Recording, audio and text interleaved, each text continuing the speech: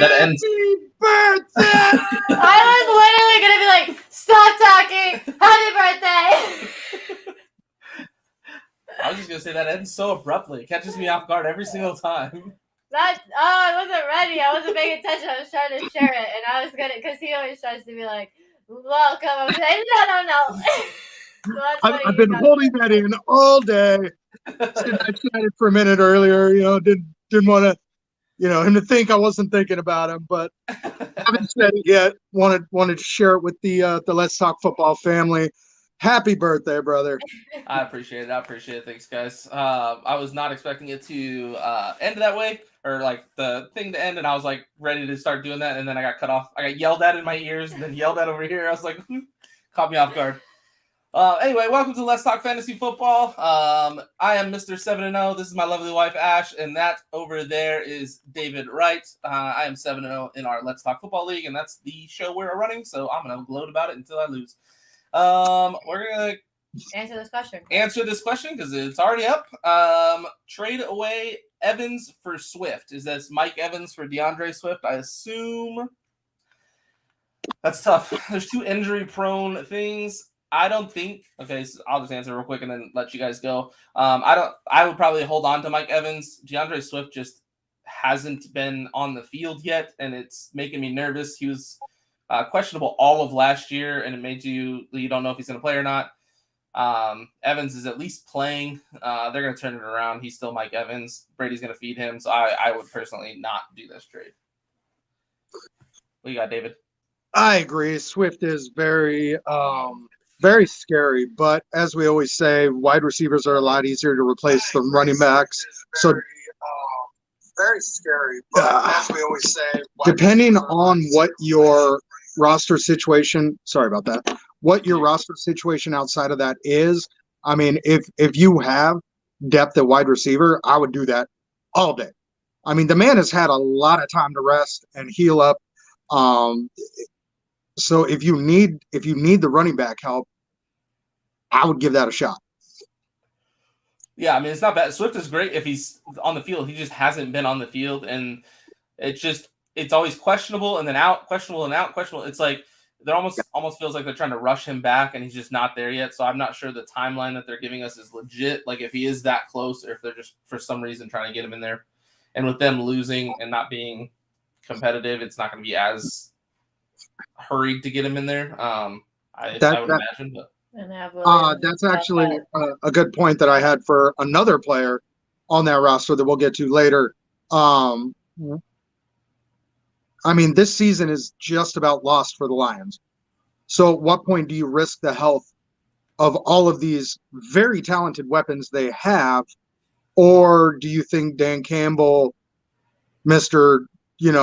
Bite him in the knee, is gonna ride all these guys through the season to the bitter end to try and build the culture over there? Yeah, I think Dan Campbell's very much the guy. We're going to fight until the very last minute. I don't care if we're 0-16. We're going to try and win the 17th game, like with everything we got. I think there's a lot of questions about how good he is as a coach too. So I don't think he's going to want to go out there and lose if he can prevent it, because I think he's already got one foot out the door as it is. In my opinion, he's just not good. which makes me think that he's going to be desperate and want, like, okay, my job is now officially on the line. Get your ass out there. You know what I mean? The problem is players are going to start making business decisions. Yeah, and so they won't be going as hard. And I mean, they're still going to be playing football, but Mike Evans, they're going to be. I mean, the Bucs are still going to be competitive and playing for a playoff spot, so you know that they're going to be in it more than. Are they though? Yes, because the NFC South is that bad. Yeah. And it's still Tom Brady at the end of the day. That is true. Do you have any thoughts on that? I mean, it depends. We're comparing a wide receiver to a running back. So for me, it just depends what your depth is at running back, because I know mine in like every league is not very good. So if I had Swift, I wouldn't be looking to get rid of him unless I had two really good running backs already. And with how injury-prone running backs are in general. I probably wouldn't want to get rid of Swift because I think there's plenty of other wide receivers out there that are good. True. So that's where it just depends. It's hard to know what you would do if you can't see the entire roster, but I probably would not get rid of Swift. For sure. Thank you very much, Sean. Thanks for tuning in, my dude. We are just getting started in here. We just got a question out the bat, so we were jumping into that. But we are going to jump into our very first segment, which we don't have a thing for. I thought we had a video for some reason. Just a weekly fantasy recap presented to you by Ash Swinton, because she loves to overreact about all her fantasy teams and freak out about the fantasy week. Yeah. So on Sleeper, if you have the Sleeper app, you can go on there and it's like the weekly recap. And we were City was making supper and I was sitting there looking at all the recaps and I'm like going off about it. I'm like, you know what? We should probably wait for me to read those until when I go on live because the reactions are you get priceless. my initial reaction. Like David we're in a league where the median, if you beat the median, you get points. But David didn't have a lot of skill because he was the least effective manager in that league this week. So he scored the least amount of points possible that his team could have potentially scored. So he did not beat the medium. So he got 2 L's instead of 1. So just things like that. Now ask David if he's worried. Is he worried? No, I literally texted. Because before this week, David was 11-1 in that league. I literally texted City this morning. I was like, God, thank God they didn't beat the median because he was 11-1. Like he needs some more losses on there. So good thing he got 2 this week. You're really good in that. You're really good in both leagues, I think. Sad. I didn't want to. I really hurt that I had to say that out loud. Somebody beat. We played twice though, and I think I'm 2-0 against David, but that's all right. We can move on. So far, he is. I can't even remember because I tried to block this year's fantasy out because I'm doing absolutely terrible in every league. I think I'm in 8 leagues and only 2 of them I have more wins than losses, and it's like not good. It's like 4-3 or whatever it is. Not great. Hey, Mr. 7-0. What's that? What's up? Trivia. Yeah, always. Who is on a 5-game winning streak after starting the year 0-2 in that league? I don't know. I'm on a 7-game winning streak, so I don't get people below me. Oh, I'm coming. I only got eyes out front. I can't look back. I'm also. Hey, who was the highest scoring team in that league this week? That's also 7-0. That's also the highest scoring team overall. This guy. I dropped the first 2 weeks. I got Kamara'd, and I'm coming, Sid. I'm coming. All right. And Janae just lost Breece Hall, so that's one more person out in the top 4 to your team. If you had Breece Hall, no rear view mirrors on my bus. Oh jeez. Okay, moving on because this wasn't my time to talk. This week, if you drafted Austin Eckler, you are a genius and you are sitting pretty. So good. Let's Talk Football League. Speaking of Austin Eckler, every time I look at the recap and see who scored points, Austin Eckler is always up there. Like he is just balling this year. Not so much for Herbert, who's done me dirty the last 2 weeks, but it's fine. Let's see. Joe Burrow and Jamar Chase are all the way back. They look so good. And if you had that duo, because my brother stacks those two because he's a Bengals fan, he did absolutely terrible in the league we're in, and now he's been the highest scorer 2 weeks in a row because those two are just back at it again. Who else is doing really good? The Dallas Cowboys defense is freaking amazing. It's the best in the league. I've never seen a better defense in my entire life. It's the greatest thing I've ever seen. Tyler Boyd is frustrating me to no end. He is Tyler Lockett 2.0. I've decided. It is. He will score 0 or he will score 40. You never know. Don't know. You hate to bench him because that's when he's going to score 30 points, but you hate to play him because that's when he's going to score 0, and I'm over it. I mean, you can say boo because it's really depressing probably for you to have to experience that, but it's really exciting for me as a Cowboys fan to get to experience that. Danny Dimes is like a real football player in the NFL, which is, speaking of the NFC, is really depressing. Who's got him in the Let's Talk Football? Yeah, I know. The best part about this week, though, was that the Eagles, we didn't have to watch them win. We didn't get to watch them lose, but we didn't have to watch them win either. That's this week. That's not fantasy related, but it made me really happy. Also, the Ravens running back situation. Did anyone see Lamar out there looking like a running back? Actually line up and play. Literally line up and play running back. So Ravens did this like weird like 3 rotation with running backs, but then they threw Lamar in there, so they really have 4, and it was really, really exciting to see, but really I don't know what that means for fantasy purposes because Gus Edwards is back after being out all last season and out for basically until this week. And he had those 2 touchdowns, but they did all 3 of them. Drake, Edwards, and then what's the other one's name?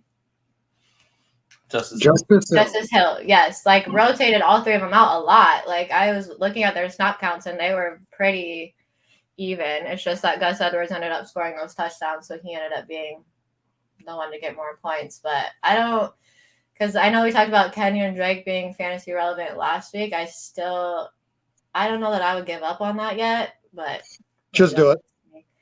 That's that was just one of the more interesting things that I saw. But yeah, you should be able to move Lamar into the running back position because he lined up as a running back, so that means he's a running back.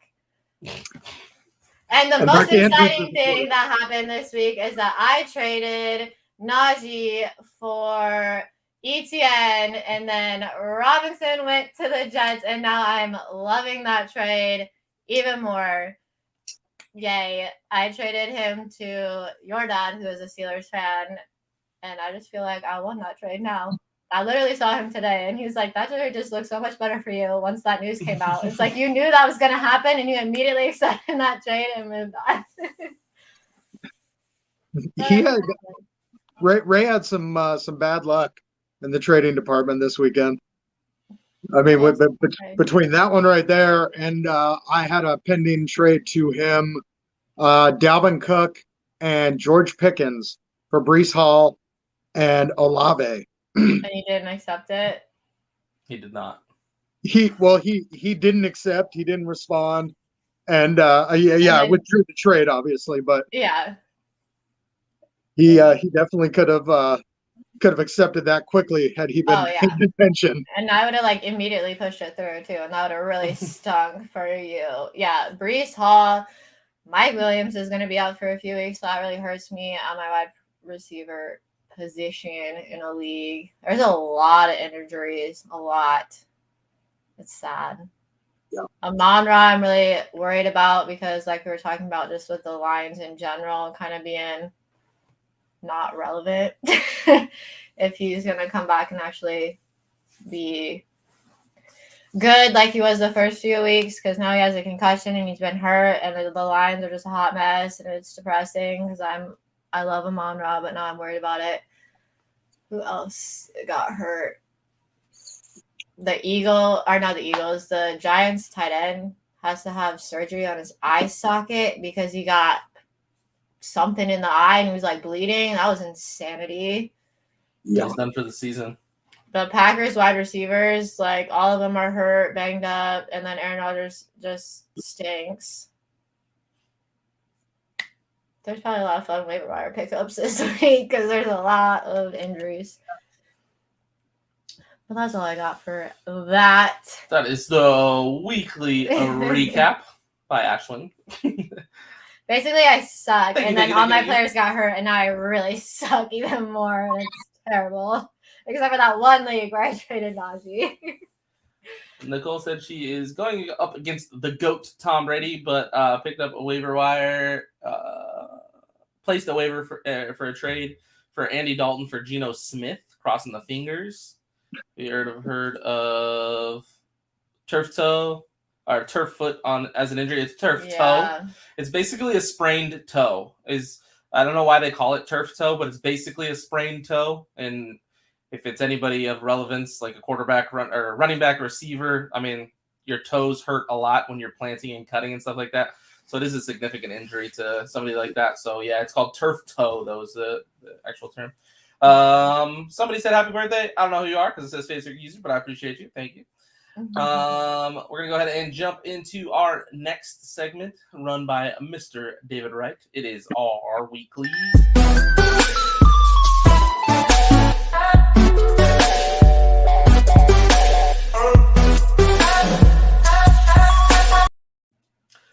report card brought to you by David Wright. He's gonna go ahead and tell you how we did last week with all these questions and our waiver wire pickups. Go ahead and take it away. All right. Quick note before that, if you are over on Facebook and you're watching and you want to comment, please follow the link and give StreamYard permission to see your Facebook name so that when Sid puts your beautiful comment up on the screen, everybody knows it was you. It was All Janae, right. so I don't know why her name doesn't show up. Last week I commented on something and I've signed up before, and normally I don't have to do it every time, and it was showing me as Facebook user too. So I don't know. It is finicky. Yeah. Because I jump in on a lot of the shows and I don't even mess with it anymore. I just go in and immediately do it every time because sometimes it carries over to the next show and sometimes it doesn't. So little helpful hint for the viewers out there. All right. So last week we did have some questions from all of you lovely people. Kyle asked if he should start the Commies defense or the Las Vegas Raiders. We were all unanimous to start Vegas because nobody wants to be a commie, except for Sean. Nathan brought up a great topic that we had some fun with last week, and we'll actually be carrying over into our next segment about Derrick Henry for CMC. We're going to have some fun with that conversation today. Thank you, Nathan. Let's see. One of our hosts actually had a question last week. Ash asked Sean if Scary Terry was going to be scary again now that good old Heineken was back. I was emphatic. I told you, yes, absolutely, start Terry McLaurin. He put up 18.3. Nathan also asked about He's back. Scary Terry is back to being scary. Called it. You get a real quarterback out there and look what happens. It happened. It happened. You know, Aaron Rodgers. Hey, we're in the report card. This is perfect. Sid and I had a long running conversation between Matt Ryan and Carson Wentz. And in the end, we were both wrong. They both just sucked. But Sid did claim that once Wentz got a number one receiver, because Pittman wasn't that Wentz would be better. That would be successful. And what do you know? You put Heineken back in, and all of a sudden, Terry is scary again. So Sid and I both get L's for that because Matt Ryan and Carson Wentz are trash. Hey, he made Jahan Dotson look good. Matt Ryan just lost his job to who? What's up? No. Yeah. Matt Ryan just lost his job to Sam Elliott. Yeah, we're getting there. How embarrassing. How does it feel to be a vet that's like gone to the Super Bowl and you just got benched for Ellinger? Yep. And it's going to be interesting. I'm sure Sid and I both have notes on that for the waiver segment. But yeah, way to go, Matty Ice. I had big hopes for you this year. I was real big on Pittman because I thought you still knew how to play football. So if you're out there and you're listening, thanks. Pittman? So I think Nathan, Pittman gets better because who is Ellinger going to throw the ball to? You're going to go for the number one, right? You're going to feed the number one? Wait till the waiver wire pickup segment, and I'll tell you. I think he's going to get better. Maybe that's just because I have him in fantasy and I want him to get better, and I'm just like wishful thinking. So Nathan asked if Harris was back, was he going to get touches? Sid and I both felt like he was going to get touches. Sid did not like Ramondre going forward because he thought we were all getting Belichick, which was a very valid concern. We've seen it numerous times. I was more on the side of Ramondre is really, really staking his claim to that starting job and making Harris more and more irrelevant. It's still yet to be seen because it's Bill Belichick. Mr. Smoke and Mirrors over there. but this week Ramondre 8 again. Then Ethan John was asking about trading Chubb and D-Hop for Eckler and Kyler. Kyler replacing Tom Brady in his lineup. We were all very much on board with this trade. And Chubb put up 18-7, D-Hop 20. Eckler put up 36-7, and Kyler gave him 17, which would have been 6 over the quarterback he had in his lineup previously. Ethan, if you're out there, let us know if you ended up making the trade. And congratulations if you did, sir. Now on to our waiver picks for last week. I was really hoping that Mariota was going to be able to get into the end zone off his legs. He did not, and that kind of ended up being the difference between him being disappointing and a solid streaming quarterback for last week. He only gave you 12 points. Sid gave you Bailey Zip on the Ball Zappy, who might be worse than Mac Jones. I don't know. We'll see. But Sid redeemed himself. He also gave you Danny Dimes, 28 points from Danny Dimes, had a monster week in the air, on the ground. Apparently, the New York Football Giants, they know how to play football. Nobody knew. Did we know Danny Dimes was even capable of this? I did not. I did not know Daniel Jones could do the things he's doing right now. Baseball needs Coach of the Year because that is impressive. We all Danny know Dimes trying to get that money. We all know the man this can is run the the year ball. he gets paid. We all know he can run the ball, but he also threw the ball 30 times in this game. 200, little over 200 yards, I believe he had. But it's very surprising what they're doing over there. It to? Wan'Dale Robinson. And then he got What's hurt. that? Who is hurt, but I don't think it's anything. It's undisclosed, so I don't think he'll be out. I saw him on the injury report as questionable, but it was like an undisclosed thing. So he should be okay. No, you don't, Sean. Sorry, I'm seeing these comments over here.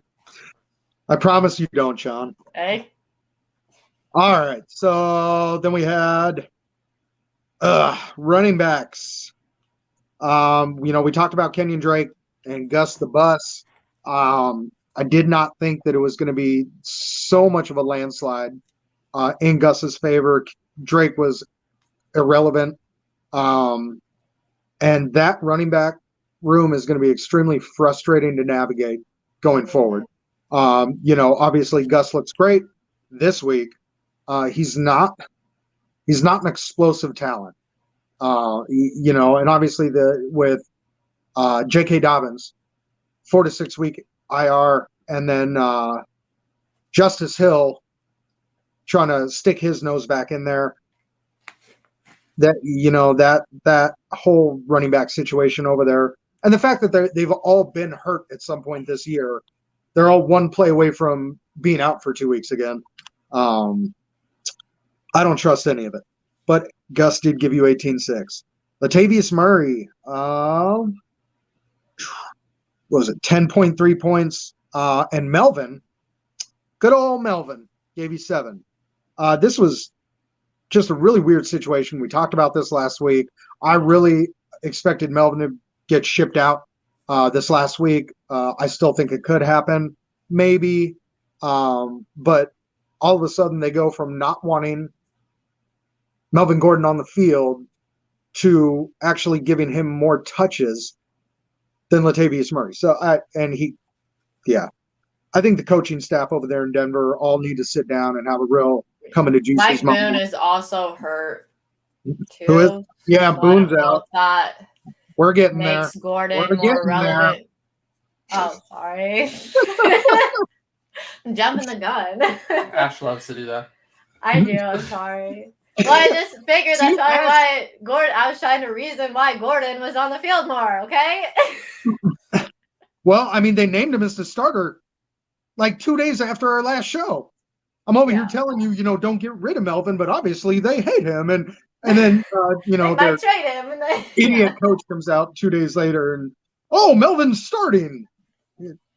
I'm tired of that coaching staff over there. Anyway, Wide receivers. Wandale put up 11. His usage, his snap count actually, I believe, went down, but he He was got hurt. so much more efficient. He's obviously the focal point of that passing attack. I do think that going forward, he might. I think the loss of Daniel Bellinger might hurt him if teams are really able to just lock down on him and try and remove him and just leave Saquon as the only viable weapon over there outside of Daniel Jones. Who knew? Then we had Robbie Anderson, who wasn't really a factor going into this week. He didn't have enough time. He got in there, but going forward, I definitely agree with Sid that is definitely something to look at. Tyquan Thornton, we were up in the air on this. Sid really liked him. I was reserved. We didn't know who was going to be quarterback. It turns out it didn't matter who was quarterback because they both played and he didn't do anything. So I do think the kid has a bright future for all the reasons we discussed last week, as far as his ability to be involved in the running game, especially when you have two quarterbacks who are looking as bad as those two are. So Sid gave a shout out to Chase Claypool because he hates Deontay, and Chase gave you 9 points. So, if that was enough to get you through the week, congratulations. We took a real deep dive on a bunch of rookie tight ends, and it is looking like the way we had them ranked. I think if Bellinger had stayed in the game, he probably would have outscored Dulcich and Otten, but he did not, and he will now be out indefinitely. But Dulcich and Otten both gave you just over double digits. Ingram and Gesicki. Ingram gave you 10. Gesicki gave you 5. I told you not to chase that. And Dalton Schultz ended up playing. So, we had all 3 tight ends involved in that game, but I think the game script changed the second Amon-Ra went out, and our defense was doing 90% of the work for the offense. So I don't think it's a great measuring stick for the tight end room in Dallas. But that was last week. All right, I'm gonna hit through some comments real quick. We got a bunch of questions that came in, so I'm just gonna kind of run through some of them and get to the ones so we can answer, and then kind of go from there. So, started with Nicole saying, "Who are you guys' top 2 receivers that would be that are on other than the team that is scary?" I think she's talking about the Colts. Sorry, I couldn't read that from where I'm at, but she's talking about the other 2 receivers from the Colts. I'm gonna highlight that in the waiver wire segment, so we'll hit that later. She said she has Albert O. She's had the Albert O from the longest time, the tight end for the Broncos. She asked if she should drop them for someone else. 100%. Pretty sure everybody agrees with that. Didn't really need to get into that because absolutely do that. Kyle. Broncos is bad. Kyle said, should I pick Famous Jameis or Mac and Cheese Jones this week? My QB is on a bye. I would double check to see if either of those guys are starting this week, because Andy Dalton and I think Zappy might be the starters, so you might not get either of them. Andy Dalton has been starting and playing decent. I mean, Andy Dalton had 26 points or something this week, so double check and make sure they're the starters before you go and pick either of those guys up. And then here's a couple of questions we can kind of get into. Andrew said, has Rachaad White slowly become a consideration? Sorry, he worded this like a Canadian. Has slowly become a consideration. I couldn't read that. That's not nice. Because they speak properly and I don't, and so I couldn't read it right. Anyway, I will throw that out there. I'll say something about him because I did throw him on. If you follow the Let's Talk Football page on Facebook, if you don't, go like and share or comment and follow that. Sorry, Andrew, you're just smarter than me. You should have just said Rachaad White, and then we would have known what you were trying to say. That was on me. That was not on you. I still don't know what Andrew asked. I'm actually just pulling it up, so proceed. Okay. If you follow the Facebook page, I did give out some little last minute pickups for Sunday right before the game started, just for anybody. All the Canadians are coming for me now. I said it was on my fault. I said you guys are the proper ones, not me. The Americans are dumb. Speak for yourself.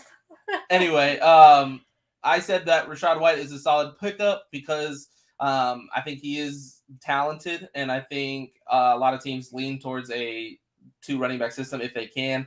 Rachaad White has shined when given the opportunity, aside from a fumbled punt return. But even after that, they still gave him the ball and scored. I do like Rachaad White, and he is going to.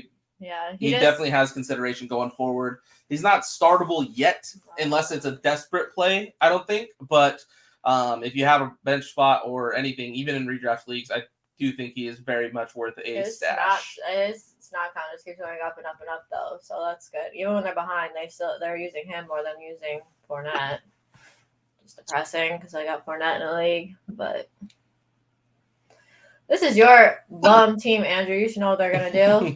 You tell me. I think so. So that was my long-winded answer as I defended myself when I kind of sounded like I was roasting the Canadians when I wasn't. Do you guys have anything to say about Rachaad White? I like Rachaad White. Like I said, his snap counts are going up, so that's positive. And even when they're behind, they continue to utilize him. So it's not like they're just going to be like, oh, we stink now. We're just going to go with Fournette. So Tampa is embarrassing. I don't know what they're doing. If the injuries that we've already seen this year tell you anything, when you have somebody talented like Rachaad White, if you have the roster spot, I would absolutely waste it on him. Mm-hmm. Very, very similar to Isaiah Pacheco, who broke a lot of hearts this week when he got the start and then didn't do anything. I mean, that didn't mean anything. But yeah. those are two guys who are behind older and or injury prone backs, who just waiting for their shot at the starting job. So yeah, definitely. I mean, to be fair, like CEH didn't really do anything either. Got a touchdown. He got 9 points. That's what he does. That's all he does. If he doesn't score touchdowns, you're absolutely screwed, because that's what I have him. And if he scores a touchdown, that's all the points you're going to get. You're not going to get points from him doing anything else for you. Andrews, how dare? I know he said something about Schultz, which we're not there yet. We're gonna go back to Nicole because she was next. I have stuff to say. We're going in order here. I have stuff to say. Nicole said, "This is a weird question. I'm confused when making trades on Yahoo. Why some players are yellow compared to green for a plus sign? I think I know what this is, but David, do you know why that is? I've never played on Yahoo. Okay, I'm guessing. Okay, go ahead. What's up? I'm pretty sure I know what it is, but I was gonna let you take it. I'm guessing it's comparing the two players. No, I'm pretty sure it's yellow, green, or red, depending on their matchup that week. I don't think it has anything to do with the trade itself. It's just the matchup versus who they're playing. So, like, for example, a quarterback versus when they play Atlanta, a quarterback is going to show up as green because Atlanta is giving up a lot of points to opposing quarterbacks fantasy-wise. So they're a good play. Whereas if they show up against like the Cowboys, they'll show up red because the Cowboys are playing very good against and giving up less fantasy points to opposing quarterbacks. That's my best example as to why it's doing that. I don't think it has anything to do with the trade itself. That's not what this says. Okay. This says. What's Google say? That if the plus symbol is green, they're available immediately, but if they're yellow, they must be claimed off the waiver wires. So that has nothing to do with trading then. The process. Oh. Well, that's weird, isn't it? Maybe. You know what? Nicole actually said that she had a trade in for so waivers. she's talking about waivers. So this might actually be Nicole, a screenshot it and send it. If it's a waiver claim, then that's exactly what it is, whether or not the person's on waivers or not. But yeah, so then to explain that further, if they're green, that means they can be picked up right now. You don't have to wait for a waiver day to process. What a waiver process is if a player becomes available, or if it's right after games on Monday, every player all teams have the chance to put in a waiver claim for that player. Like, so say me, Ash, and David all wanted the same player. If they are yellow, we all have a chance to put a claim in for them. And then there's a claim or a waiver order of each team, depending on either record or the last time you claimed somebody. Each league is different and can be set up in different ways. But basically, it means everybody gets a chance at that player and can put in for it. Whereas a green player means you can just pick them up right now and nobody else, and then they're yours. That's the best way to do that. Sorry. Yeah, that's that. Like, look. Okay, yeah. The best gift to use, I like personally. So this is this question is, what is the best gift to use when you finally win against somebody? I personally like one of the ones where the actor goes out in the rain, drops down to his knees, and points to the sky, and it's like raining, and you're just like, yes, like celebration. That's a good one. What are you talking about? You know, from you've seen it 100 times because I tell you, I watch it every time. It's called Shawshank Redemption. Shawshank, but I why knew is it. that When he why escapes is prison. that the question? You know, the one that when you win should be the one with the flames with Elmo. I love that one. I was gonna go with the Elmo fire too. Yeah. Yeah, see? All right, so that was that one. And then here's your Schultz question that you wanted to get to. Andrew said, Schultz is only valuable when Dak plays. Take it away, Cowboy fans. Okay, which this season, I don't even know if that is going to be true. Because Dak's first touchdown of the season went to Hendershot. Drum roll. Hendershot, which I would put as our third tight end because it's, to me, it's Schultz, Ferguson, Hendershot. So this is typical Cowboys. Schultz is supposed to get paid. Needs to get paid, paying on the franchise tag. We are not going to use Schultz because that wouldn't make any sense because we are going to kick him out after the season's over. So we are going to get Ferguson and Hendershot in there, I think, a lot.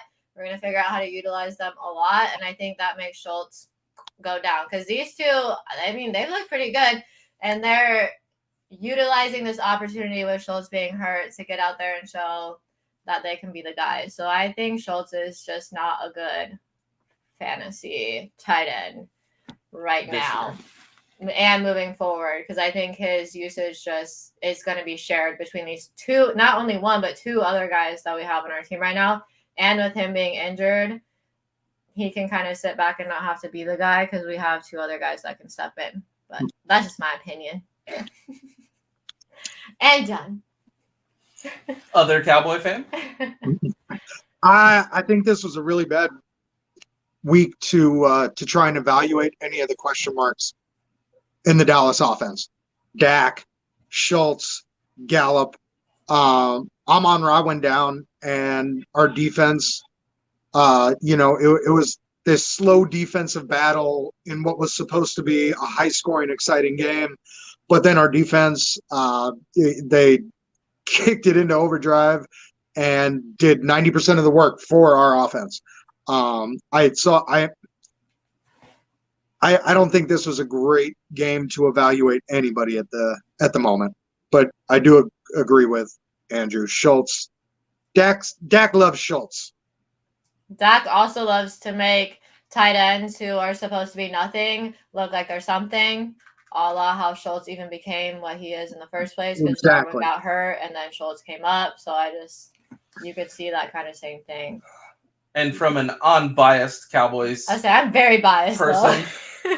why Schultz was relevant and why whatever tight end is the tight end that will be relevant for Dallas, it's because Dak plays smart football and looks for the open guy and doesn't bomb it down the field and look for it and try and feed it to his receivers. And that's why Schultz did so good last year because Schultz is always open over the middle of the field. Something the Steelers don't know how to do is use the middle of the field. And their defense doesn't know how to defend the middle of the field because they never see it in practice. Also, Dak Can you guess how many times I've heard that while watching? Anyway. I digress. Dak likes to look for the short routes before he looks for the deep routes, and that's tight ends, and that's why Schultz ate last year, and it will be whoever. It's not he loves Schultz, he loves his tight end. Because Jarwin looked good before he got hurt, and now Schultz looks good. Yeah, that just worries me that Schultz isn't, if he's injured and then somebody like Ferguson goes in and starts getting all the looks, that it'll kind of be the same thing where it's like Jarwin got moved out and Schultz got moved in. I think the play of Ferguson and Hendershot though would mean that Schultz is going to be gone next year. But Oh, absolutely. anyway, I think we've caught up on questions, so we're going to go ahead and move into our next segment, which is kind of still branded wrong, but it's the same thing.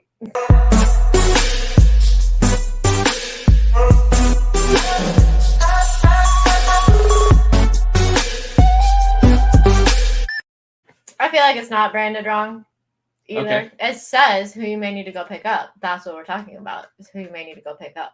Fair enough. This is the waiver wire segment. We're gonna go ahead and give you our waiver wire pickups for the this week. What we think who you should look at and watch out for. Who's the number 1 rated tight end in the next draft? The kid from Notre The Dame. one from Iowa. Nope, that's not good. This is how Sean wins his fantasy leagues. He pays attention to this segment right here, and we're gonna go ahead and let David start. Start with the quarterbacks. You can go there. You got any quarterbacks that you would like to take a look at this week? As we already covered, my number 1 has to be Daniel Jones after what he did last week, and he's going to Seattle this week. I think that matchup is perfect for him, and I mean, as much as Ash and I don't want to admit it, apparently he's okay at football. I don't know. I just can't. I can't see it. This isn't. I can't fathom the idea of Daniel Jones being good at NFL football. You still don't think Jalen Hurts is good, so I think that no. Listen. you can't even say it. This is You what can't we. even say This is your fault. We're going to go off base here. The Eagles did a really good job, and I hate it. Did a really good job of putting talent around Jalen Hurts and building a good defense that makes Jalen Hurts. I think Jalen Hurts has improved since last season. Yes. I do not think he is some spectacular, amazing quarterback in the NFL. He got surrounded by players that really help him to look good.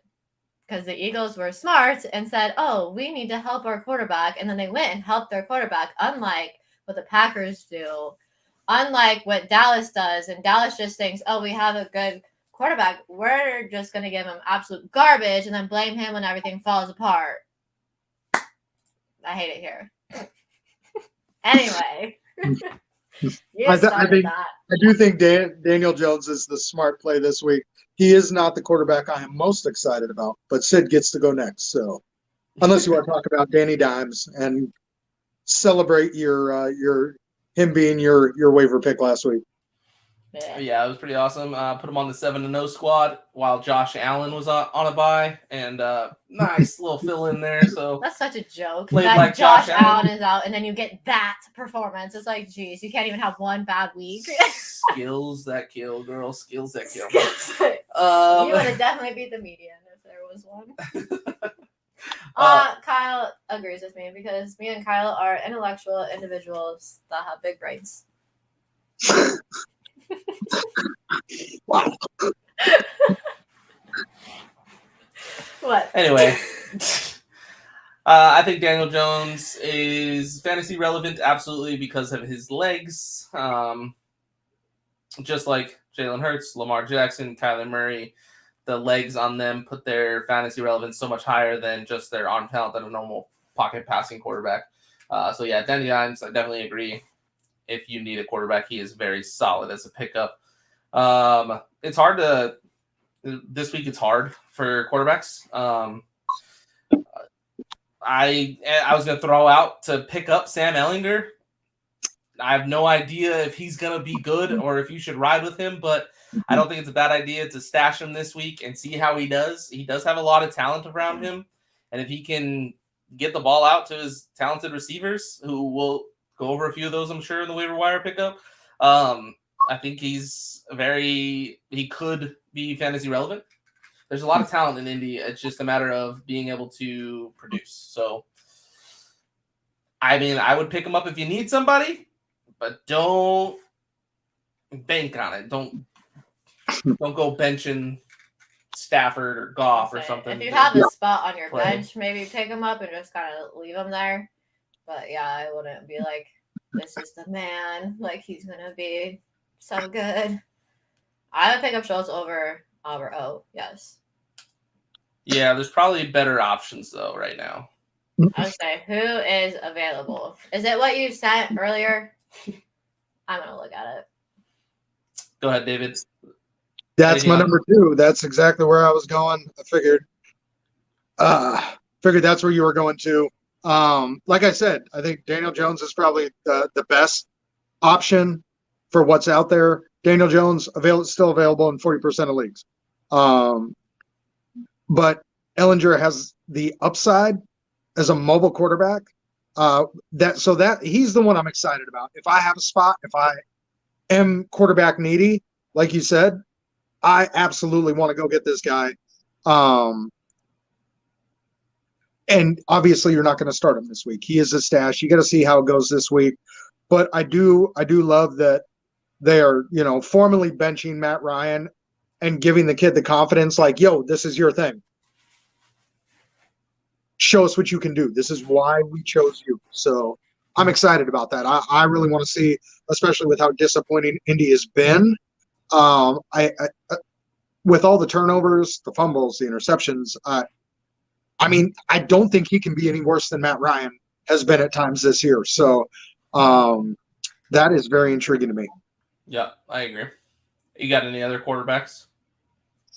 I'm on the fence with Jameis. Andy Dalton hasn't been playing bad. But I just think in that offense with the time he's had under Sean Payton, obviously 28% of leagues. So he's going to be available if you need to stream a quarterback. If you had Matt Ryan, like a friend of mine, and now you need to go find a quarterback. I think Jameis has upside.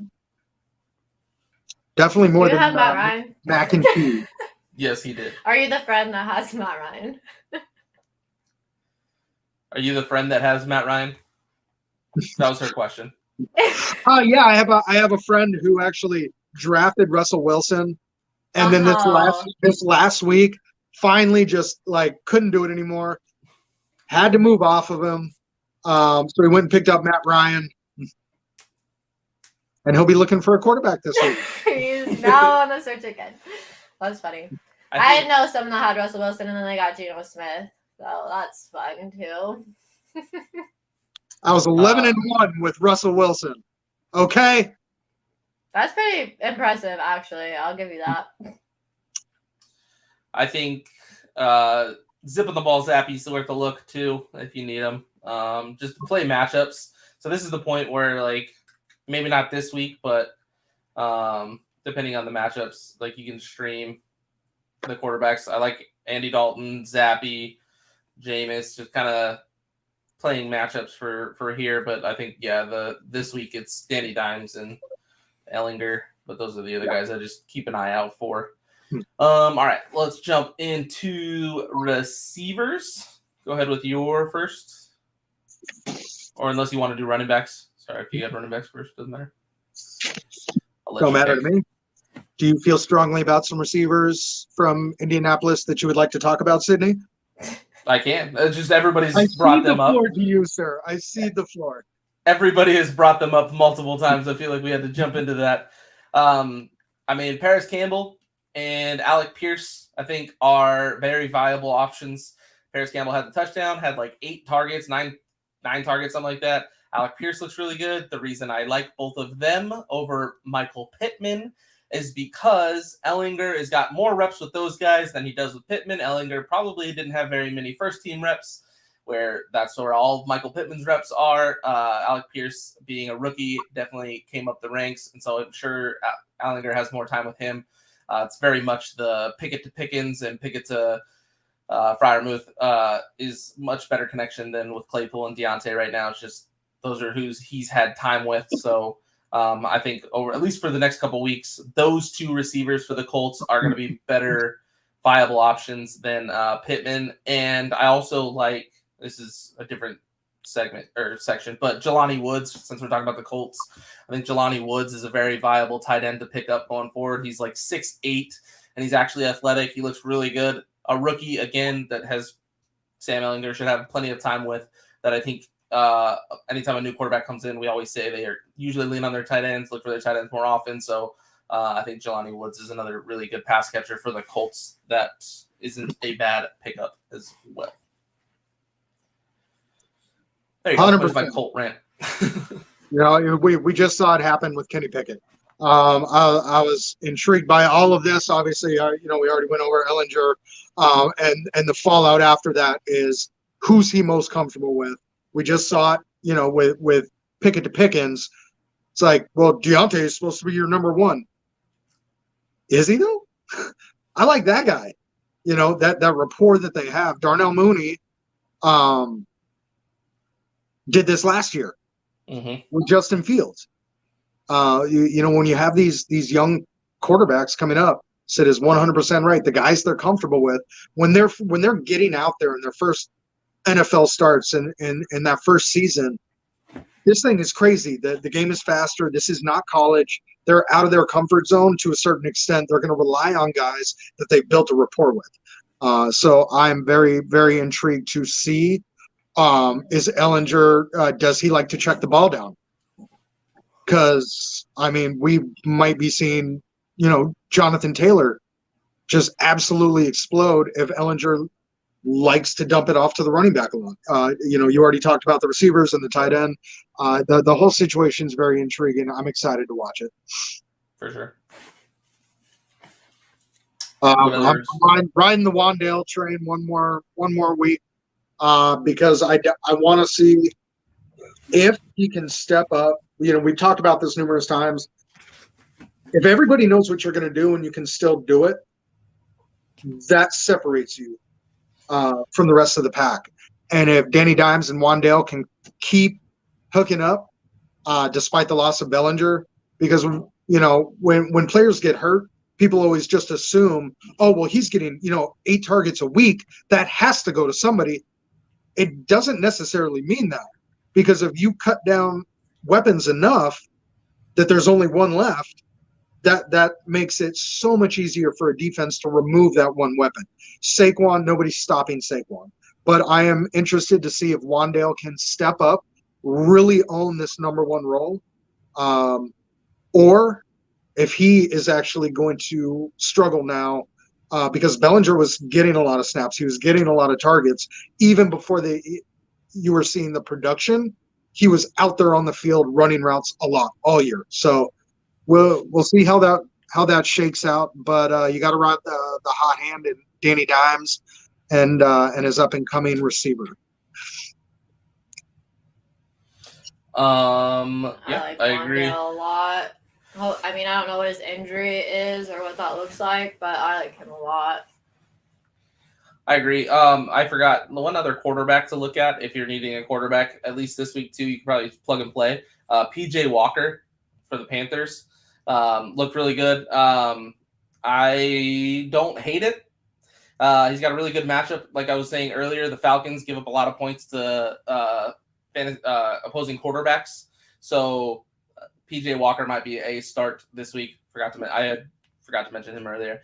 And so back to receivers. I think my number one pickup is Campbell. I don't have another one, but I do have one to avoid. A lot of people's lists have Marquise Goodwin on there for the Seahawks. Don't do it. After his big blow-up game.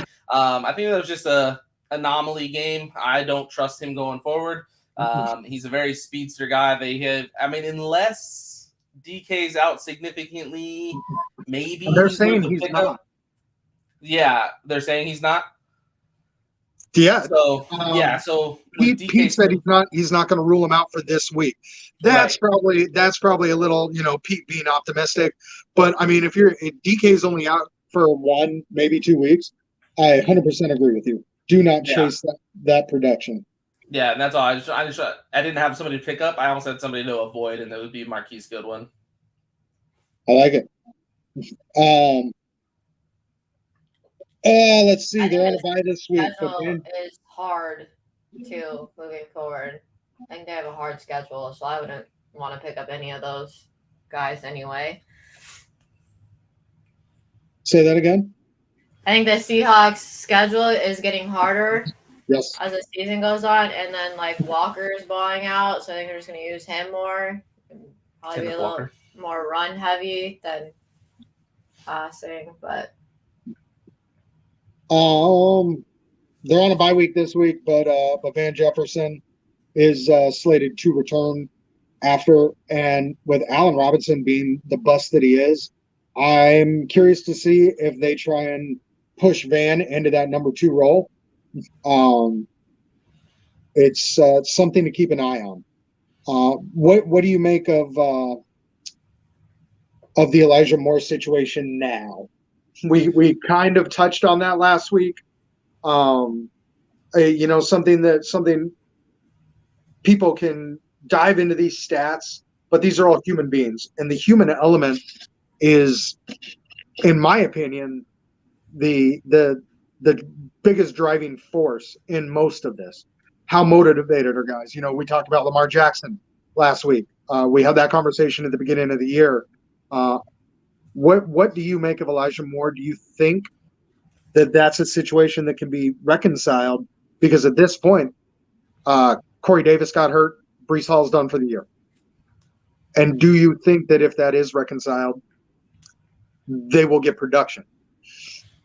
I think the production is definitely available to be there. I mean, him and Zach Wilson had a connection last year, and he balled out. So that you don't just lose that rapport. And so I think it's just a matter of him playing. So I think it can be reconciled, but there's a lot of trade talk about him right now. And so he's almost worth having just to see, because one of the places he could go is the Packers. This is what I've seen he's been linked did the to. Jets not come out and say they're not doing that? They said 2 weeks ago, but I mean, it's still. I mean, People yeah, say that all teams the say time. it all the time, and Exactly. then they turn around and do it anyway. And you're like, wait a minute, I thought the Panthers came out and said we're not trading Christian Christian McCaffrey, McCaffrey, exactly. and then turns out Right. So even though they said that they weren't going to trade him, that doesn't necessarily mean anything. Teams are still going to try and trade for him, it seems like. So I think. trade pool too. Yeah, the Steelers came out and said that they're not doing that anything. doesn't mean anything. Shut it down. But yeah, I think I wouldn't start him if he stays on the Jets just yet until he starts to see the production. But if he goes to the Packers or even the Giants, oh my gosh, I would love for him to go to the Packers. Oh, I would love for him to go to the Giants like Darren Dodgers playing. those are the 2 teams that I saw that would be. I mean, that would be a huge boost for him, I think, which would make him very. I think this is one of those moments that separates the maturity of different players. If I'm Elijah Moore right now, I'm back in the building, let's fix this, because I am now getting this shot with all these vacated targets.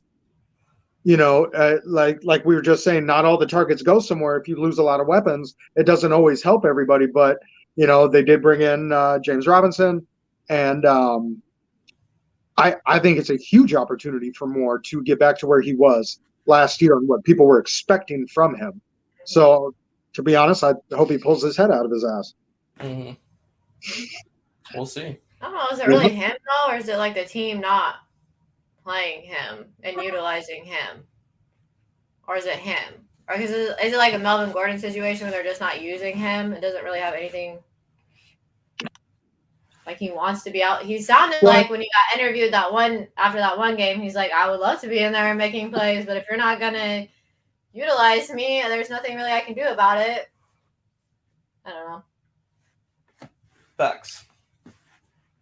I'd be just good to have him in a league, so I'd love for him to get back to where he was at. I don't see any reason why he can't, because like you said, last year he did it good, and he was doing okay at the beginning of the season, wasn't he? All right, kind of. I don't know. I picked him up in one league, so I'm just like, let's figure it out. Play. Yeah. Any other receivers? No, I'm good. Okay. Yeah. Well, thank you for asking. You got any quarterbacks? Do I have any quarterbacks? No, they all stink, man. Any receivers? No, they all stink too. All right, Ash, would you like to lead the running back segment? Like Elijah Moore's available in this league. Don't get Foreman. He's not that good. Deontay Foreman? Yes. Why is he not that good? Because he got that one really long play. That's where he got all his points from. He's not actually that good.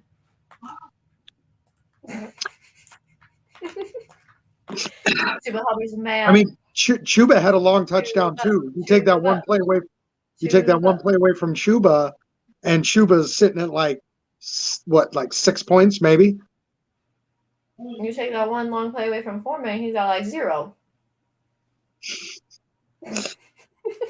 What was his long? Because he had 15 carries for 118 yards. No, he stinks. He stinks. You shouldn't grab him in any league. He's a bomb. Shh. I may or may not be trying to grab him in some leagues. Well, that's a great kicking off point right there, because those two that's a question that fantasy owners everywhere are trying to figure out. You have any strong convictions, Sid? Before I go? So basically all I have to go off of is the eye test. I personally think Deontay Foreman looks better as a running back than Chuba. That is 100% my personal opinion watching them. Stat-wise, it was 54% to 46%. Super close. So it's not like one super outshined the other. I mean, they both had a couple targets. So it's not like neither of them are like one's a receiving back that you can lean on. They're almost like the same type of back. It just depends on who they think is going to have the hot hand. I just think Deontay Foreman looks like a better running back. Well, Chuba got hurt. So by the fourth quarter, then Foreman was getting but before the fourth quarter, he only had that one big one. But then Chuba got that ankle thing, and now Foreman obviously took over and got all the snaps. I don't know how serious his ankle thing is, but he didn't come back. So if he's not going to play this next week either. It's not serious. He shouldn't miss any time. Oh, okay. No, they said that he could have come back in if he was needed. It was just the game was out of hand, so why put him back in? That's what they said. Oh, okay. But I don't know. I definitely like with this, exactly what Sid's saying. You're going on an eye test. If you look at the box score, it was all pretty even. In this situation, very much like the Denver situation, look at what the team thinks. Because if Chuba's been backing up CMC for a couple of years now, I believe, right? He's a rookie last year. It was last year, his first season? Okay. Yeah. He had a shot. He wasn't that impressive. It's not like it was a plug and play, like Madison and Cook. Where when Cook misses games like he always does, Madison skyrockets to the top of the board because he can step into the system and be productive. Chuba Hubbard was not that behind CMC. The team went out and got Deontay Foreman. Why do you remember? And didn't they draft another running back this? Don't they have a rookie? Maybe I can't remember. But Deontay Foreman is the one that took over for Derrick Henry last year in Tennessee and looked very good. Was very fantasy relevant. That's where I was going. Chuba I wasn't as excited about Chuba when he had his shot as I was about Deontay Foreman when he got his shot. And the fact that Carolina brought in Foreman, and I feel like that was Chuba's last shot because they gave Chuba the start this week. He's been there longer. I feel like that was their you got this option or this last opportunity to show us that you're the guy. You're not filling in anymore. We're trying to find our number one. And then he got hurt. I got to roll with Deontay Foreman. Why did Hubbard have more snaps then if they like Foreman better? He didn't. Foreman played 56. Before he got hurt. But he didn't get hurt well enough to where he couldn't go back in. David just said it. I know, but if you don't need him in there, why would you even risk it? They didn't. It's very murky. Either way, I feel like this situation's murky. Well, why didn't he just start And I getting more wouldn't- snaps then, even before he got hurt? Because it might have just been. I mean, it's just the way they rotate snaps. He might have just had more snaps because the drives he was in lasted a couple plays longer or something at that point in the game. Usually in this type of like shared I backfield, just don't literally you trust get a either of drive. them, really. For sure. when did Chuba go down in the game? Fourth quarter. Okay, Chuba had 9 carries for 63 yards. Foreman had 15 for 118. And I know he got a couple garbage carries there at the end because the game was out of hand and they were trying to run the ball, kill the clock, and end it. But it was fairly. Like I said, I don't think you can look at this box score and deduce it. So I really think that you have to look at what the team has done. Very much like Latavius Murray. If Mike Boone was the guy, you don't get, run out immediately and go get Latavius Murray. So Yeah, I don't know. I don't really trust either of them. yeah, Like I said, I just think It's hard when you have 2 backups. Like, it's like, I don't know, which backup's going to be the one today. That's the thing. I just think Deontay Foreman looks like a better running back. That's just my opinion on it. Like, he just looks like a better running back. I So, like, agree. that's I it. don't, agree. and I honestly don't. I mean, I don't pay attention to that team enough to know really because they're not good, and I don't care about them because they're not relevant to me. So I just don't know. Got a couple questions from Nicole real quick. I'm going to answer the first one real fast and then go to you guys for the second one. First one is just, what does dynasty mean? Is that too deep? Dynasty just means it's the type of fantasy football. Basically, you draft your team on the very first year of the dynasty and you keep that team forever.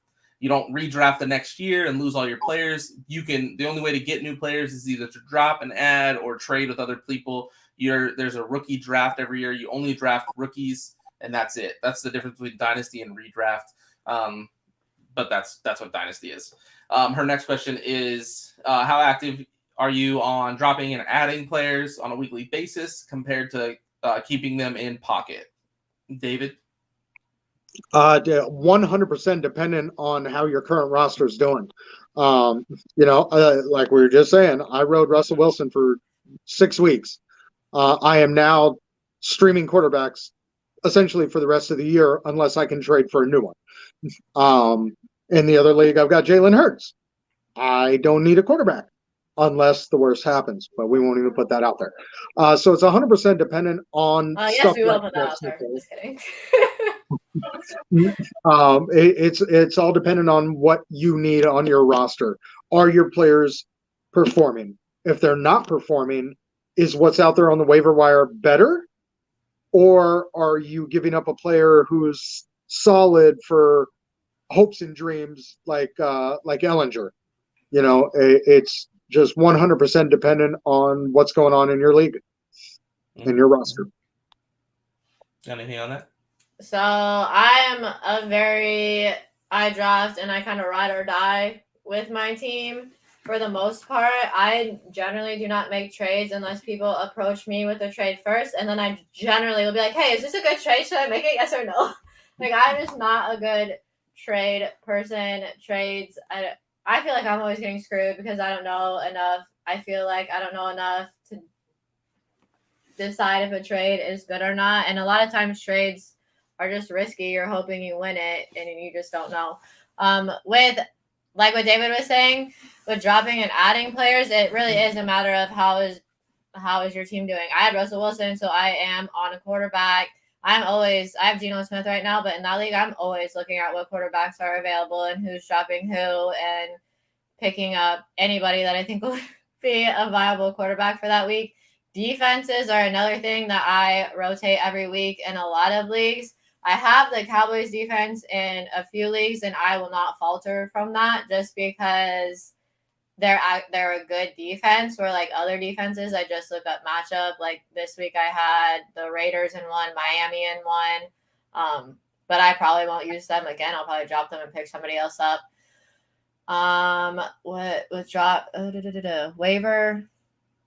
Yeah, I'm also not super great at the waivers either. I generally always forget to put in waiver wire picks, which then I screw myself, but actually I also don't mind sometimes because you get to see who everybody else dropped to pick up the guys they wanted on the waivers, and then some of those guys are could be valuable to you even though they weren't valuable to somebody else. So I always like to look after all the waivers have gone through too to see who everybody else dropped, because sometimes they're trying to make room on their bench because they got buys and just other things, and some like decent players get dropped. So I like to look after too, but I am kind of ride or die with my team. I just try to figure it out. So yeah, pretty much agree with David way more than Ash. The whole ride or die thing, It doesn't work. I don't like that strategy too much personally. Now there's teams that you have that are kind of stacked and you can't drop anybody. Like when you're 7-0. For example, in my 7-0 league, I just looked to see if I could go pick up D'Onta Foreman or Paris Campbell, but I like everybody on my bench and I like my starters, so there's nobody I want to drop to go and get those guys. But now if I go look at another team that's like hurting for people and I have some people on my bench that I'm like, you're not worth it anymore. I kind of know who you are. I don't need you. I'm going to go pick up guys like Deontay, Chuba, Paris Campbell, because they have upside for the rest of the season that could potentially be more. And it's really all, you basically have to take in all the information you can, make an educated guess at who you think is going to be better for the rest of the season, and based off of what your needs are on your team. And also, like, sometimes you play defense. David loves to play defense when it comes to stuff like this. For example, in the 7-0 league, I have Josh Allen as my quarterback. I also have Daniel Jones on my bench. I don't want to give up Daniel Jones to let somebody that needs a quarterback go get him, because the rest of my team is fine. I don't need to go get D'Onta Foreman. I don't need to go get those guys because I have a really good roster right now, and I'd rather play defense with my spot and not allow Daniel Jones to be picked up than go try and risk it on a guy that probably will never start because of the starters I already have. So there's a lot of different things that go into it. It's a lot to take in. You kind of got to, it's all a case-by-case basis, and you got to kind of look at your team and decide what's best for you at the time. But I do think waivers are how a lot of fantasy teams or championships are won. Sometimes you just draft a great team and you can ride it to the end. And that's that's definitely a thing that happens. But there's a lot of times, the majority of times, teams that won because half their team is picked up off of waivers and they were able to picked up Benjamin, and then they actually played him in the throughout lineup when he scores like 30 points. Pain. Anyway, I think that was. Do you have any other more running backs that you like, David? I got a bunch of notes here. Let's see. As far as, so we've got all these really murky running back rooms. You know, we just covered Carolina. We talked about Baltimore. We've talked about Atlanta and Denver. To throw a little more questions over into the Atlanta situation, Damian Williams is coming back. Coming into the year, he was the number 2 back behind Cordell Patterson. So, you know, I do think that they want Algier to be the future, but Damian Williams is a solid running back. So I'm actually interested to see if they go to a committee with Damian Williams and Tyler Algier and just kind of put Caleb Hunt back on the shelf. And was it Avery Williams, who likes to just come in and take touchdowns from the other two? Yep. But coming into the year, Damian Williams was the number 2. So that depending on how the coaching staff feels about him, they may want to just put him right back where they think he should be, which would be as the lead back. Yet to be seen. We'll see how that works out. And then lot of movement this week with CMC, James Robinson, Jermichael Hasty just became the number 2 behind ATN. He is rostered in 0% of sleeper leagues. These are all stashes and players to keep an eye on. We already talked about Pacheco when Andrew brought up Rachaad White.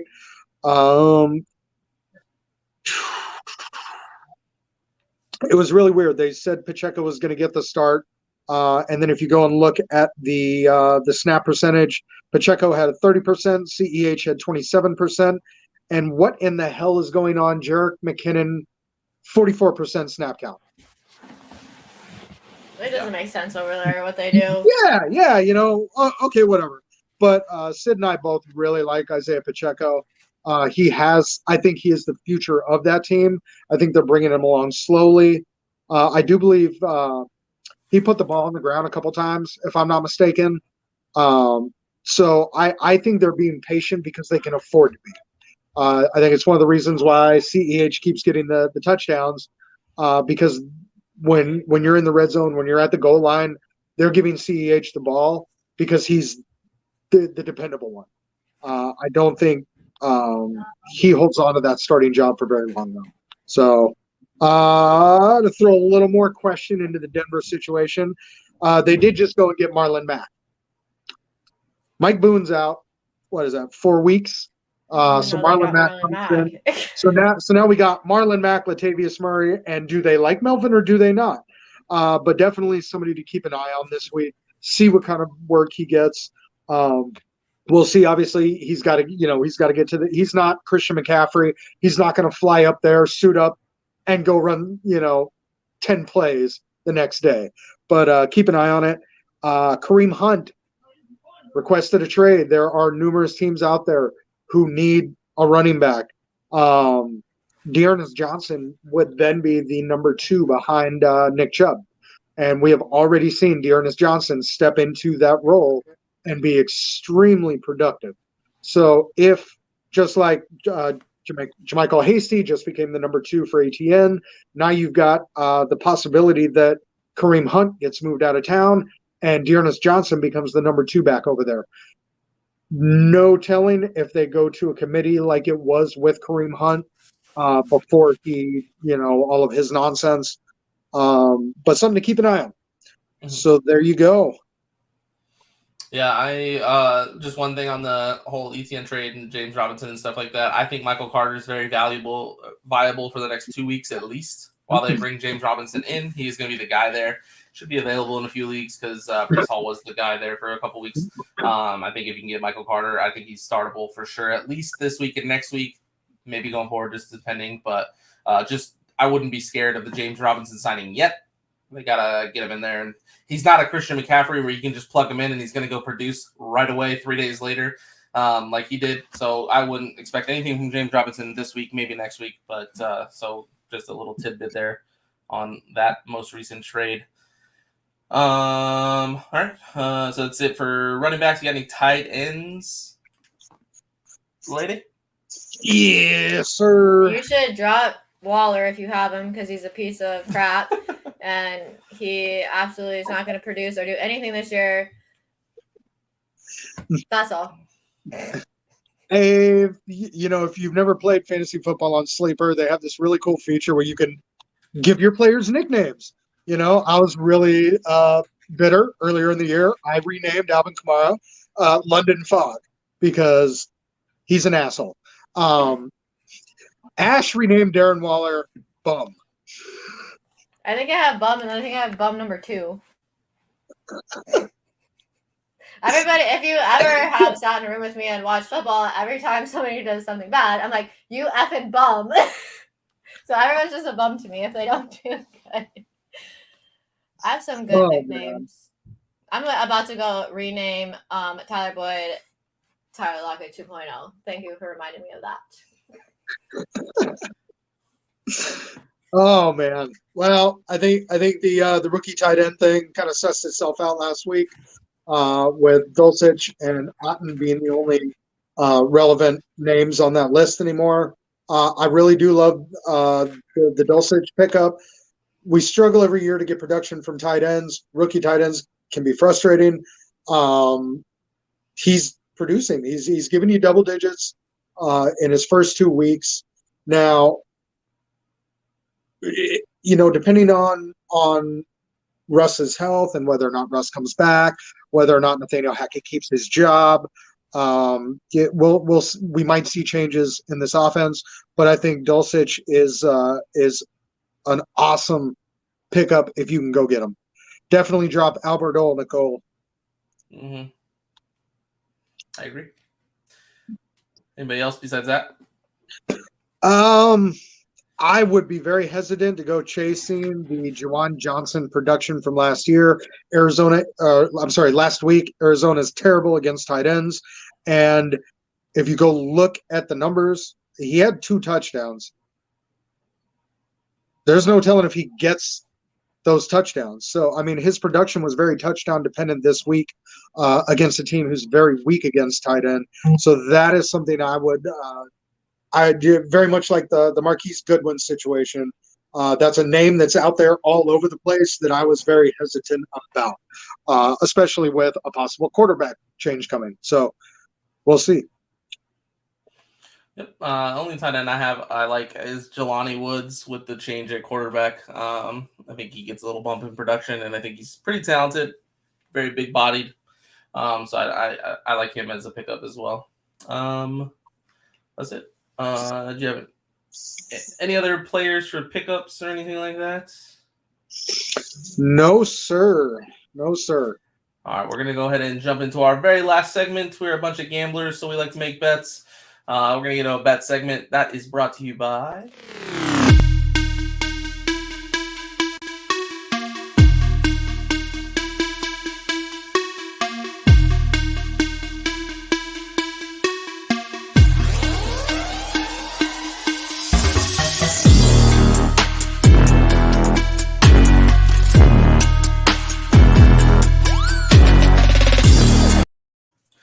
That is Squid Rips Cards. That's me, myself, and I. I like to open football cards, and I got David into a break this weekend.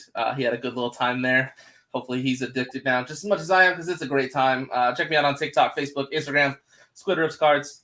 Thanks, appreciate you. All right, we're going to jump into this bets segment because we're a bunch of gambleholics that like to gamble.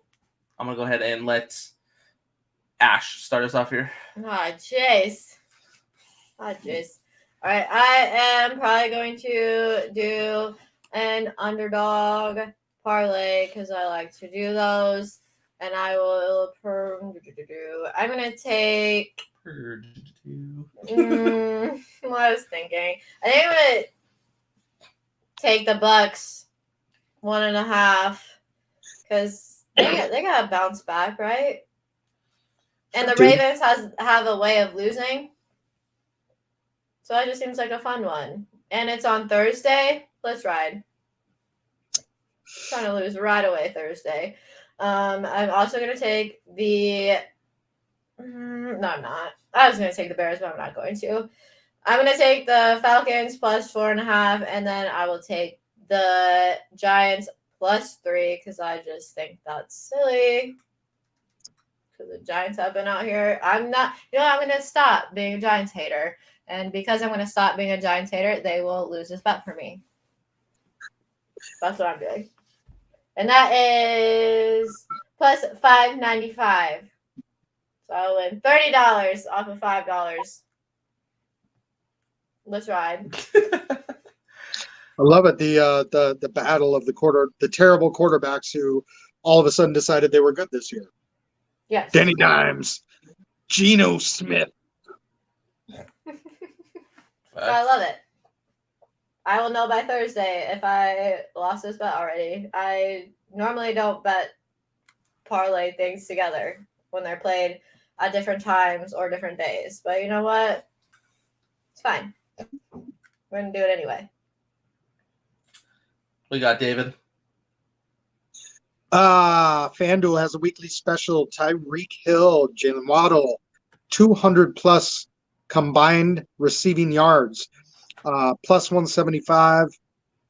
And Miami is going to be at Detroit. I like that one a lot. I do too. This next one's a little nerve-wracking because of what we saw last week. But Justin Fields and Ezekiel Elliott combining for 150 rushing yards. I do think Fields is going to be under duress a lot of this game, but he is very talented on the ground. I do think that he's going to be able to get out and make some things happen with his legs. And obviously Zeke with the knee contusion. That was a super scary moment while we were watching that game. His foot was this close to being planted on the turf. And if that foot had planted, he would be done for the year. His knee would have absolutely been destroyed. He came back into the game. He was cutting. He was making moves. He was explosive. He looked really good. Now, could have been adrenaline, play through the rest of the game. Then after the game, the pain sets in. But I don't know. I got a feeling. I think Zeke is really motivated this year. So I like this one. Good this year. What's that? Zeke looks good this year. He does. Not from like a fantasy perspective, not so much, but like as like a football player, he does look good. Oh, and I completely forgot, but the weekly specials from last week, 3 for 3. All hit. All 3 hit. Micah got a strip sack. Barely. Oh my gosh. Like the last second. I was like, they're not going to give it to him, are they? The final defensive play of the game for the Dallas Cowboys. Micah Parsons got a strip sack. Aiden Hutchinson already had 2.5 sacks in the game. So that one hit. And then we had Patrick Mahomes touchdown in each half. He hit that. And the one I wasn't sure about, Sid said, yes, it's going to happen. Go and do it. Was Lamar Jackson and Nick Chubb combining for 200 yards, and they hit 212, I believe. So, how did I not bet any of those? I need to be listening. Nobody's betting on Washington, Sean. Yeah, if Sean says bet on Washington, I'll absolutely not be doing it. Actually, I should go bet Terry's over yards because now that Heineke's back.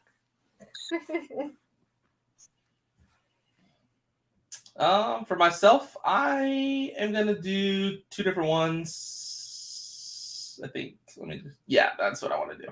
For the 2 different ones, I'm gonna ride this until they make it higher. George Pickens over yards. It's fucking money right now. They keep it at as long as they keep it. Oh, sorry. As long as they keep it below 50 yards. As long as we got some bets, and I just switched to Andrew's show real fast. My bad. Yep. As long as they keep it below 50 yards for George Pickens, I'm gonna take the over on that all day. We just said it earlier. He's got the best connection with Pickett. Steelers are going to be down in every game it seems like they play. Darius Slay will be on Deontay or Claypool. They're not going to be on Pickens. So I'll take. They got 2 good ones though. Who's the other one? So they'll be on Deontay and Claypool. So Pickett will get the 3rd guy, and I'll take Pickens all day. And then my other bet, I'm going to take the running quarterback over rushing yards. I want Justin Fields, Danny Dimes, and who was the 3rd one I was looking at? Take Justin Fields off there because he ain't getting that many. Okay, I'm going to take Justin Fields, Danny Dimes. Do you see who Justin Fields is playing? Yes, your pass rush is going to be all over him, which means he's going to have to run the ball. And that's exactly what he's going to do. We just covered it. He's going to get some yards on the ground. 100%. Nope. And stop him. We're going to stop him in the air. We're going to stop him on the ground. Lamar Jackson is the 3rd one. Parlay the 3 quarterback rushing overs. Those are my bets. That's what I want this week. I'm trying to figure out what Scary Terry's yards are. They don't show any of the yards yet. Dang That's it. why it's hard to do the yard props on Tuesdays because they don't have them yet. But How as long do you as know? I don't, literally, did you not listen to anything? No, I said I need to listen. Jesus. I said if Pickens yards are still under 50, I'm taking the over all day because it's been that. I don't know. all Against year. the Eagles. You know what we should do? On Saturday night, obviously Sunday morning before the games start, we should all throw in the fun prop bets. Obviously, as we get closer, there's a lot more stuff out there, a lot more clarity as far as who's playing, who's not. We should get a post out on Sunday mornings of the updated bets of the week. Down. Sounds good to me. You don't want we'd have to write a book between all the bets that you put in. I do like that idea though, because I like to bet like touchdown scores, but I don't like to do that until like morning of because you just don't know. Yeah. Speaking of bets, I threw in 1, 2, 3, See, 4 basketball bets is the one gonna today. hit? Dude, I threw in a 4-game parlay, like 4-leg parlay. Washington money line hit. New Orleans money line. They were the underdogs. Won. Oklahoma City plus 9.5. They won. I now have the Suns -2 as my last leg to win a plus 1,200 parlay, which I literally threw that in this morning. I'm like, I'm gonna bet on the NBA. No research, nothing. Literally just bet on the home teams. That's what I did. How many points does Thank Devin you Booker for that have? class and how to be a degenerate gambler 101. That was it. I had to say it. I'm like, holy cow, look at, because we were talking about bets, so obviously I pulled up my I bet need to know slips. how many. He's at 20 right now. I need Oh, he him only to get needs 25. How many threes does Curry have? 3. Oh, he only needs 4. Let's go. How much time's left? It's still 6 minutes left in the third. Yes. All right, I think we do have a question here real quick from Brian Pierce. Perea. Thinking about dropping the 49ers defense. Falcons, Titans, and Jags are out on free agency. Do I drop San Fran in a 10-team league? Go ahead, David. If you want to answer this, go ahead first. If you don't, I have something to say. The question was to drop the San Francisco defense. Yes. And what are the other options? He said the Falcons, Titans, and Jags. I wouldn't be mad about the Titans. Honestly, I think San Francisco as a whole is going to improve a lot going forward. They like to run the ball, and they just got probably the single best addition to their team they could have gotten. They now have the single best rushing wide receiver in the league and the best pass catching running back in the league. I think that's going to take a lot of strain off their defense while still moving the ball slowly, grinding it out. That's only going to help their defense. And did Bosa played this last week, right? No, I don't think so. He didn't? I think I thought he did. maybe. I thought he was out. I could be wrong. Off the top of my head, I don't know. I wouldn't abandon San Fran yet. My personal opinion in it is it's a 10-team league, so you can stream defenses a little easier. I would drop for the best matchup this week going forward and kind of go from there. 10-team leagues aren't as bad. You don't have to really stick with a team and kind of ride them out. The Niners schedule going forward over the next couple weeks is the Rams, Chargers, Cardinals, Saints. I don't like them against the Rams, Chargers, Cardinals. Personally, the Niners, who you said. So I personally would drop them. I mean, upcoming week, the Jags got the Broncos. Love that matchup. The Falcons have the Panthers. I would stay away from there. The Falcons defense hasn't looked very good. And then the Titans have the Texans. Love that matchup as well. Mm-hmm. Texans offense has been really bad. Titans defense is actually really good. So I'd like over at least this week. I love the Jags and Titans more than the Niners defense. And the Niners have a rough couple games. I do think the Niners have a good defense and will get better going forward for sure. I love their safety. He trains with Troy Polamalu. He looks like Troy Polamalu. I hate that he's not on the Steelers, not going to lie. They do have a talented defense, but they just got a 50-40 burger. I didn't know their next 4 games, and that is a rough stretch. So all I have from is this week's matchups. Who does Tennessee play the 2 following weeks? Because like I said, I wouldn't be mad about grabbing Tennessee with Houston this week. Who do they play the next 2? So you're not going to want to. So it goes Texans, Chiefs. So not that week, but then they go to Broncos and Packers. Both have been playing very bad on offense. So I don't mind either. So 3 of the next 4 weeks, I don't mind starting the Titans defense. I like that. I like it a lot. It stinks that the Niners schedule is so hard because they're such a good defense, but you hate to play them against those offenses, and you hate to just drop them because they are such a good defense. But I think because it's a 10-team Those- league, though, they should still be available. yeah. That's just a hard one. That's just and it's, I would drop and just pick up whoever has a good matchup. You're going against the Eagles defense, which is just unfortunate because they're good. yeah. I You said just have a rough matchup for defense this week, at least. yeah. I said Yeah. the Niners screwed them over the past 2 weeks. I mean, the Jags defense, they screwed me over. I don't like them. Oh man, I completely forgot. Sorry. okay. My last note for the waiver segment. Anybody out there who's listening, do not wait until next week. Cleveland, Dallas, Denver, the New York Football Giants, Pittsburgh, and San Francisco, all on bye weeks next week. If you wait to try and replace your players until next week or have a backup plan, there are a lot of other teams that are going to be doing the same thing, playing ahead. This week we only had KC and the Chargers.